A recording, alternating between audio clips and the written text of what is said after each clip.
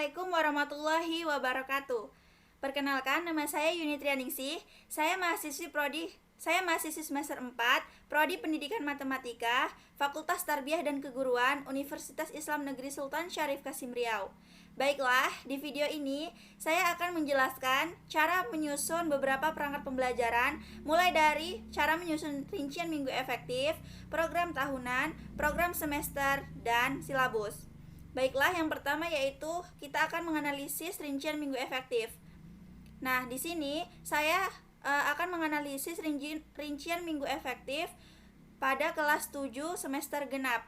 Nah, di sini kita lihat ada beberapa tabel. Yang pertama itu ada bulan, jumlah minggu, dan jumlah minggu efektif. Nah, kita lihat karena di sini ini semester genap, maka itu bulan efektifnya kita mulai dari Januari sampai dengan Juni. Untuk jumlah minggunya kita lihat pada kalender akademik. Nah, pada bulan Januari jumlah minggunya itu ada 4, dan kemudian di sini tidak ada hari libur ataupun minggu-minggu libur. Maka di sini 4 minggu ini merupakan jumlah minggu efektif semua. Maka kita buat di sini jumlah minggu pada bulan Januari itu tadi 4, dan jumlah minggu efektifnya itu juga ada 4. Dan kemudian kita lakukan pada bulan-bulan berikutnya.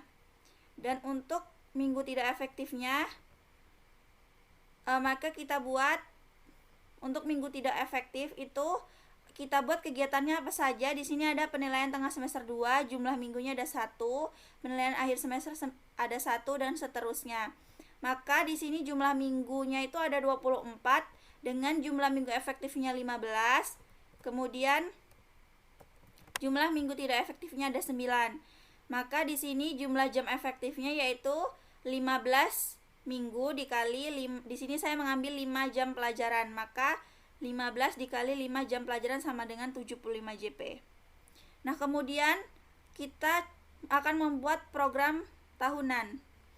Nah, program tahunan ini terlebih dahulu kita siapkan buku untuk dianalisis. Nah, di sini saya sudah menyiapkan buku matematika edisi revisi 2016.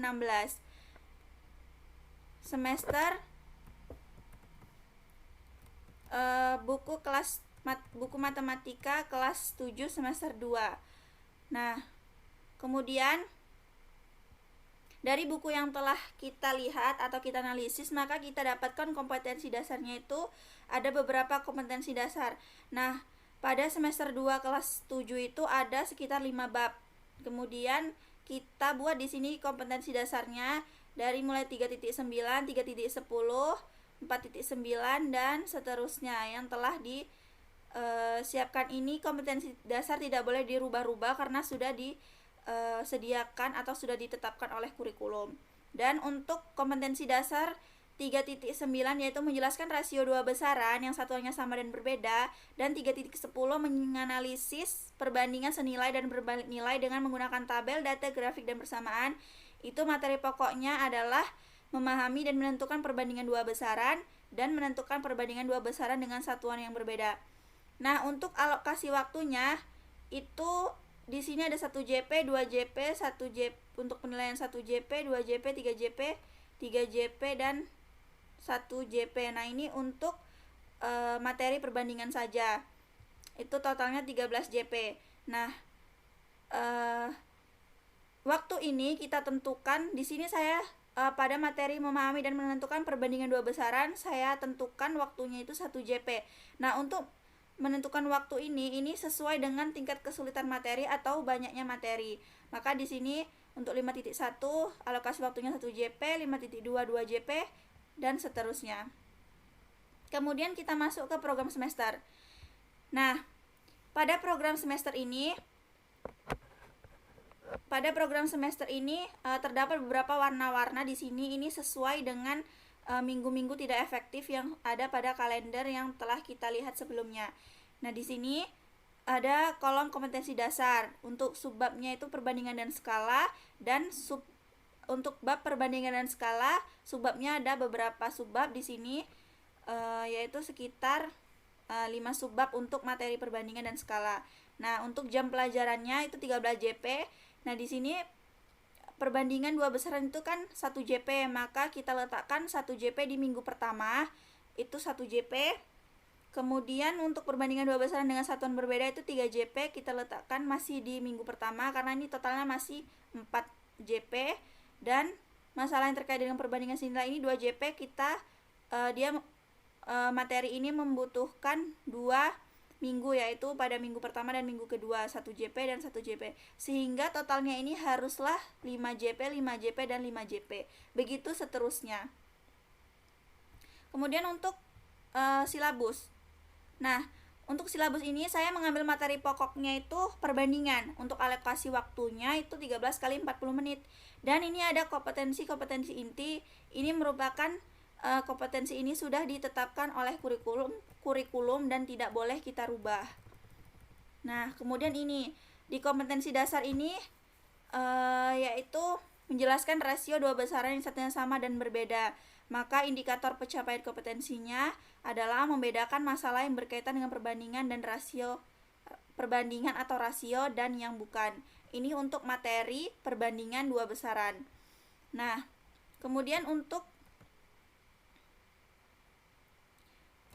materi perbandingan 2 besaran dengan satu yang berbeda, indikatornya itu adalah menjelaskan tarif, kelajuan, kurs dan satuan yang berbeda, menyelesaikan masalah yang berkaitan dengan perbandingan, menyelesaikan masalah yang berkaitan dengan rasio 2 besaran dan yang satuannya berbeda, dan seterusnya. Nah, kemudian untuk kegiatan pembelajarannya ini saya melakukan pembelajaran ini dengan pendekatan saintifik. Maka di sini ada beberapa fase. Yang pertama mengamati, itu guru membagi peserta didik menjadi beberapa kelompok yang terdiri atas 4-5 orang. Kemudian ada fase menanya, kemudian fase berikutnya mengumpulkan informasi, selanjutnya mengasosiasi, dan yang terakhir adalah mengkomunikasikan. Nah, kemudian untuk penilaiannya di sini saya melakukan bentuk penilaian. Yang pertama, pengetahuan itu penilaiannya dilakukan melalui tes tertulis berupa soal uraian, tes lisan berupa tanya jawab, dan penugasan berupa tugas individu ataupun kelompok.